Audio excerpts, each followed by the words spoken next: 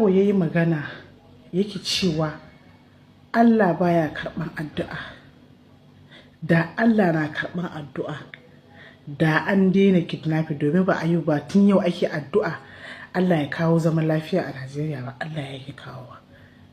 Na yi tunanin mutane za su fito su yi mai raddi ko kuma su nuna mishi abin da ya faɗa ba daidai ba, da yake wasu sun fito sun yi magana, amma sai na ga wasu masu hankali sai na ga su ma sun biye mishi suna cewa ai abin da Jabo ya faɗa wai yayi daidai. Haba, ina hankalinku ya shiga?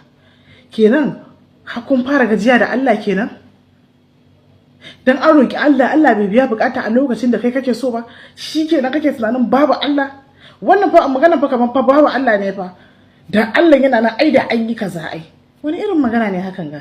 Idan Jabo shi ba shi da hankali, ku ba za ku yi hankali ba? Saboda Allah, shi ba Jabo fa dole ya ce haka fa.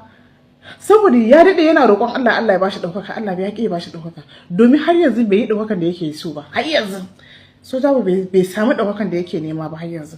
Dole zai yi fushi. Zai yi fushi da Allah. Ya tunanin Allah yana mai delay, bai kawo mai ɗaukaka a lokacin da yake so ba. Ya tashi yana wannan maganganun, sannan masu hankali daga cikin su bane ga suna biye mishi suna wannan maganganu. Haba mana. Dan Jabo ya faɗa wannan magana sai ku ce wai ai abin da ya faɗa daidai? Ina hankali a wannan magana saboda Allah. Kai, Allah ya kyauta, Allah ya shirye mu. Wato abun fara gajiya. An roƙa Allah ya kawo zaman lafiya, Allah bai bada zaman lafiya ba har yanzu.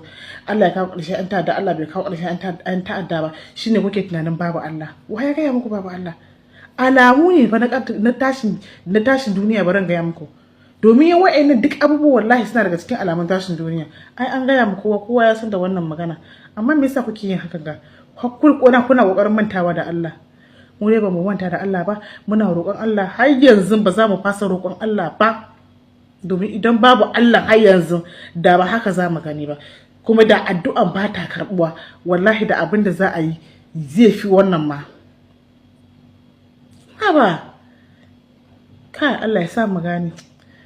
Da na ga alama malamai fa sai kun tashi a wannan magana fa, don wasu wallahi sun fara bacewa.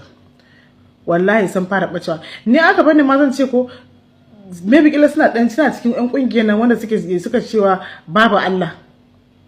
Dan kusan haka ne ai. In ba rashin hankali ba ka zo ka ce wai an aro ai Allah baya ba. Kai, ba kyau. Ni rike mai ta wannan magana wa astaghfirullah.